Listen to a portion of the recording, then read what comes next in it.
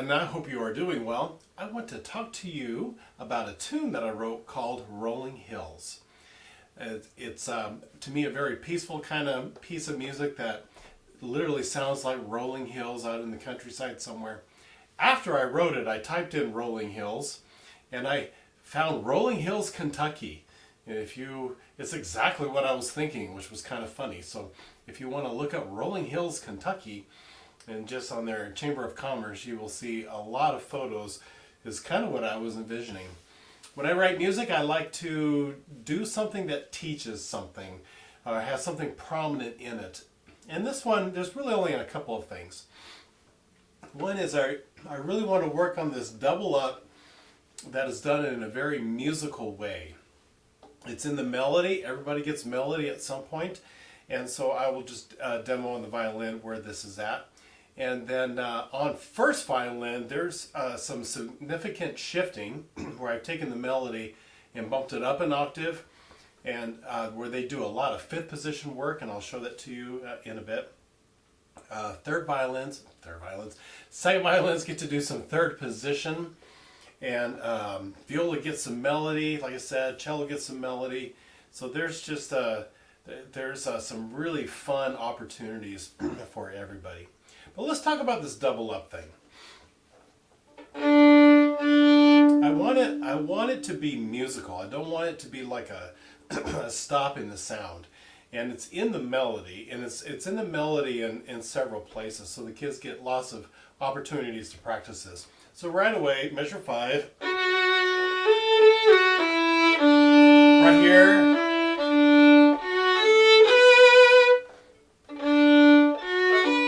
Right? You see that? Up, up. So when you work on this, I don't want there to be just a huge gap in their space. They have to learn how to travel their bow. Now what you're going to do is, the very first note is a little bit of speed with a little bit of a slowdown to help shape that phrase. Because as I slow down my bow, it's going to lessen the volume, and that will help with the shape of that, and then you can push it again to give it just a little bit of a kick as you do the second up bow.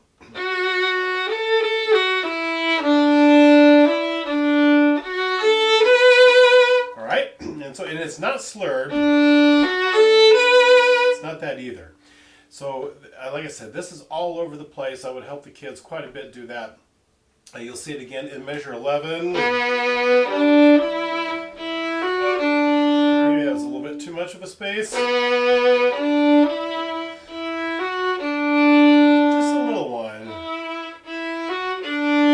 So that they can really feel that. And then they can really just kind of drive up and really learn how to shape that a little bit. All right? In the first violins, measure 14, actually 13, it repeats. And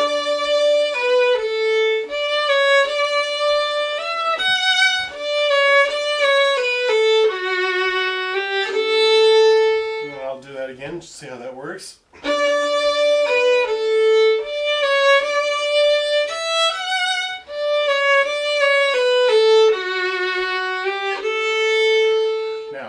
Especially if you're a string player, you're thinking, why all the open strings? I don't mind the open strings on this tune because it's very much like a piece of folk music to me, and I just like that pure sound. And certainly, if you don't like that, then have the kids stop those notes, and they can put a little vibrato on it perfectly fine. But I don't mind the open strings on that. All right, so that's the very first thing, is to work on some of those double ups and spend some time on that. The second thing I really wanted to spend some time on was some significant position work for first violin that is not crazy fast and making them do things really nutso beyond fifth position. I've realized that a lot of music that's published just avoids this area of the instrument quite a bit. And so then when you go to work on something that has it, all of a sudden the kids are expected to be able to do it. And so I really feel like this is a great piece for the in-between. It's a repeat of the melody, or a repeat of what's the melody is like, and then it's slow, so it doesn't have to be crazy fast and expecting all kinds of things out of them. So the example is pick up into 29. So you have them going into third position. Now the way I always indicate a shift is a dash. So dash 1 puts the kiddos in third position to begin with. And I would have them play all of this in third.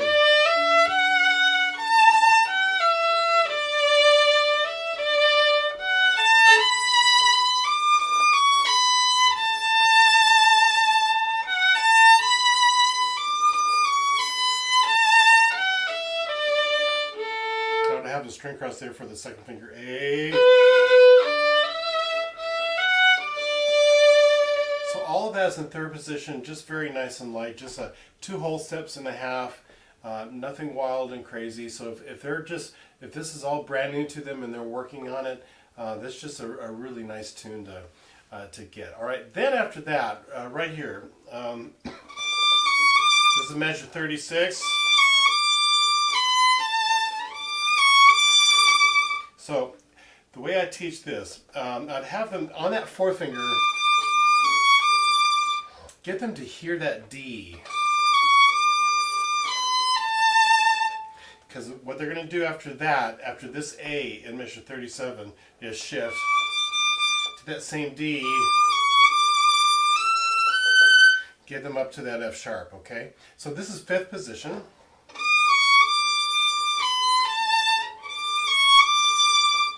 So hear the note, shift to the note. If I can, especially with kids in training, if I can get them to hear the note in a position that they're familiar with, and then shift to that same note in a new position that they're a little bit unfamiliar with, this is the most successful they can be. Now once they're in 5th position, their hand frame is half step, whole step, whole step. And then also remember that they have to squish their fingers a little bit to really, really be in tune. And then get them to push their bow a little bit towards the bridge, and it will help all of the sound for that. Okay, now after they find this D,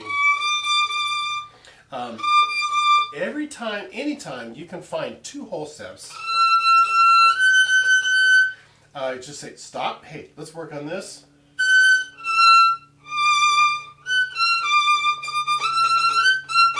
Good old hot cross buttons in F sharp, but look how close my fingers are.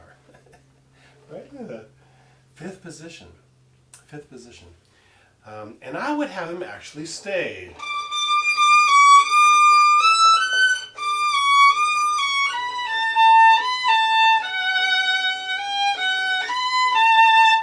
Because this is the same on the A string. Don't have to. You can have them shift out, back into 3rd. And then they can practice the shift again. Shift. And then go back into 3rd. Ooh, that's a 9/8 suspension. Just a neat little spot on that F sharp to that E. But you see, so you got a couple of options. You can, and actually, to be honest with you, if you practice this for a while and it's a teaching piece, this is the way I envision this. And there's a difference between how we perform and how we may teach it or learn it, okay? So one could be, say, hey kiddos, we're going to work on 3rd to 5th position. That's the whole point of this, and get them to learn how to get up into 5th position and back down into 3rd position. You know, it's important to teach a kid how to climb the tree, to shift up, but it's also important to teach them how to climb back out of the tree, otherwise they fall, break an arm. You don't want them to do that, right? You want them to be able to climb up the tree and climb out of the tree. So that would be quite valuable right here, is to hear the note, shift to the note. And then it's that same D that I shift back out, right? I really listen to that D. That D is important. It's either going to be 2nd finger 5th position or 4th finger 3rd position, right? Then, why not say, hey, but you know what? We can play the whole thing. Once we get into 5th, let's just stay in 5th position for quite a while. And there's some value in that. If you did that, you could go all the way, that 9/8 suspension I talked about. If I play that in tune.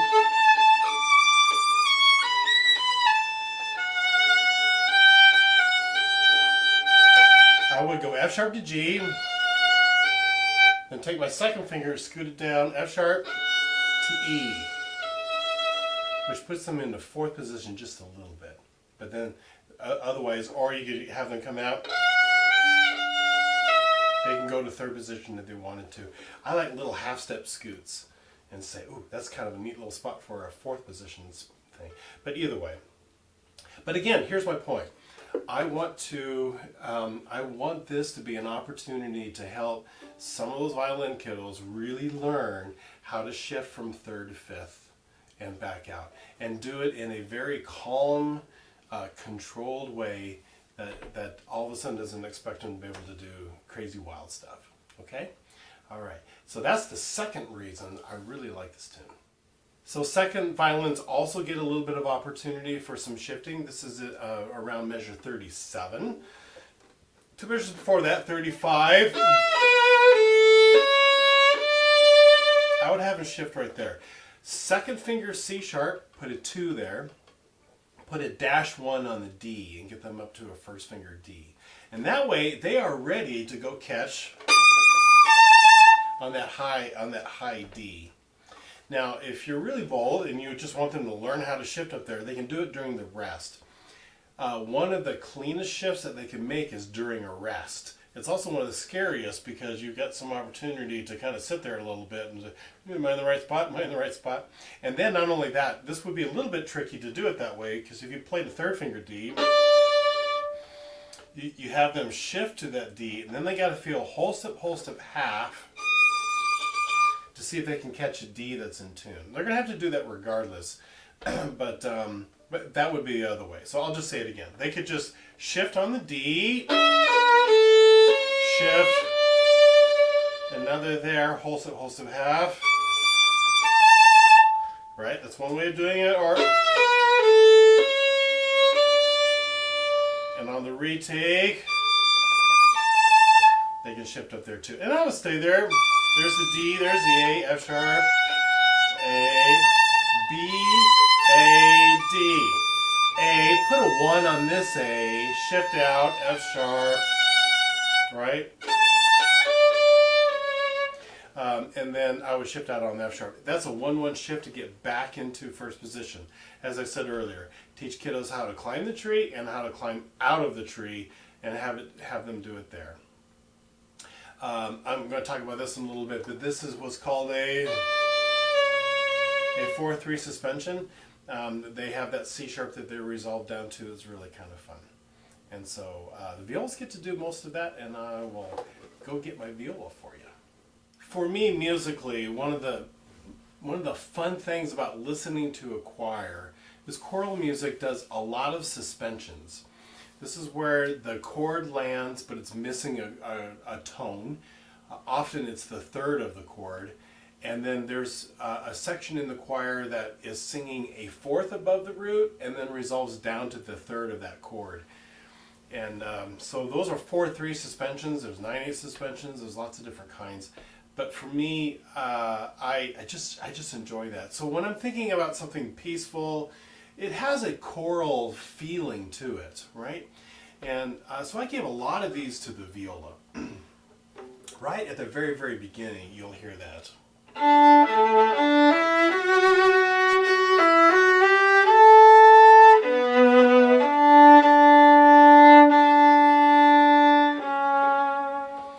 There's that D to that C sharp right in measure 4. So if you notice, I played the open strings, and I told you before, I don't mind the open strings. It gives it that kind of pure, like kind of I don't know, just peaceful, pure sound. If you want to do a 4-finger stop, you could do that, or a 4-finger. You could shift up here if you wanted to. Shift. So they can go down to that. There's lots of ways of going about it. It just depends on the kiddos in front of you and what you would like them to get out of it. I'll just do the shifting thing again. You can go B to D, and there's that. Here, hear the note D. I'm going to go B to D, fourth finger, and then I'm going to shift D, sus, where I have that second finger D down to that C sharp. All right. Now have the kids really emphasize this. You want them to emphasize both the D, because the D is a little bit of a fighting sound. The C sharp is a resolution sound, and they need to kind of cut through the texture a little bit, and then have them shape it. Okay, real strong, strong, and then shape it a little bit. Okay, that's one spot, and then right away 13. They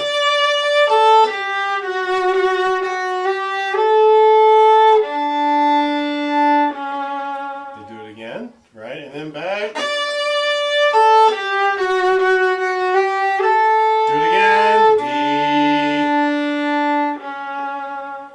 Suspensions are just really, really fun.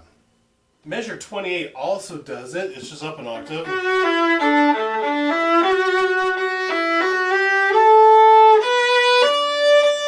it is. And then they get some melody. Viola with a melody. But there's another one, that D to that C sharp. So the D needs the tension, the C sharp needs the tension, and then you can shape that phrase a little bit. Second violin gets a little bit of action on these as well. This is measure 29.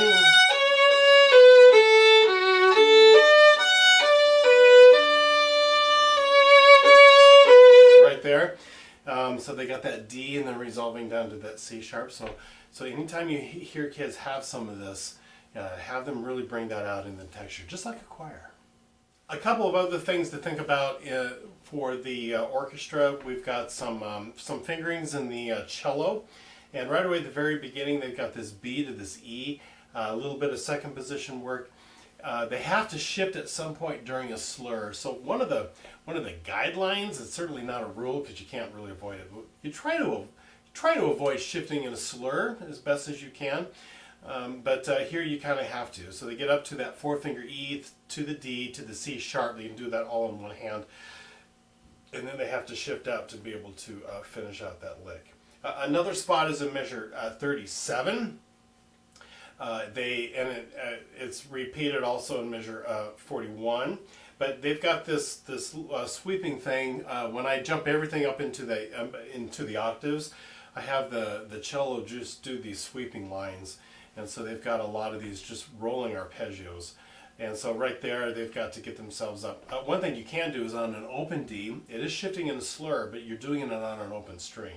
That's measure 37. You see that? They got the D. They can shift to a first finger F sharp, and then they're ready for fourth finger A, then string cross for the E, then shift out for the D. It's a nice little spot to kind of hide a shift within a slur. It's one way of doing that. And then when they get to measure 39, they do have a C sharp on the G string there. So that involves having to do an extension. So they can play the open D, the C sharp, and then go back to open D. Now, I think a lot of people would rather do a shift there.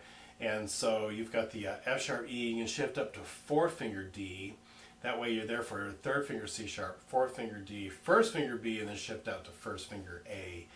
And you can not necessarily do an extension, but you can just certainly do that through some shifting. And then finally some bass fingerings. At the very, very beginning, they've got shifting in a slur. Again, you can hardly avoid it on a bass. So there's some of that. So they're starting out in third position here, and then D, C sharp, they got to go to a fourth finger B. You can just do that all on the G string so that they scoot down. And then at the very, very end, they've got this little F sharp A, B, and then D. Again, this is the tail end of the melody, and this is all unison with everybody. And so that's that B to that D. They've been doing that D since 6th grade, right? So they've got this they know where that spot is, and they are doing it in a slur. And then you got D, C sharp. What I would do after the C sharp is I would put them on a first finger B. You can't go all the way back to a fourth finger B because they got to get to an A. So you could do it either way. It would be a little bit goofy, I guess, if I went D, C sharp, a little shift to a B, and then another shift to an A. So now that I rethink that, I probably would just have them go D, C sharp, fourth finger B, first finger A. But here at the very, very end, I know this just seems like a small thing, but it's really not. I have the bassists finish this at the very, very end. They're all by themselves in that B, that D, and that E, right? And then there's a little bit of space, and then everyone hits the last chord very, very quietly. And I just love the sound of that, and I love how the bassists do that. So that is Rolling Hills. I hope that you enjoyed this piece. I have a lot of fun writing it. I wrote it over spring break, and just thinking very peaceful and trying to get through the end of the semester, just like you guys at times. And so, if you like it, tell me. I like knowing that people are playing the music and that they're enjoying it and that they're getting something out of it and that they see the value, that there's all kinds of teachable moments in this for your kiddos. So, all right. Take care, and I will see you on the next video.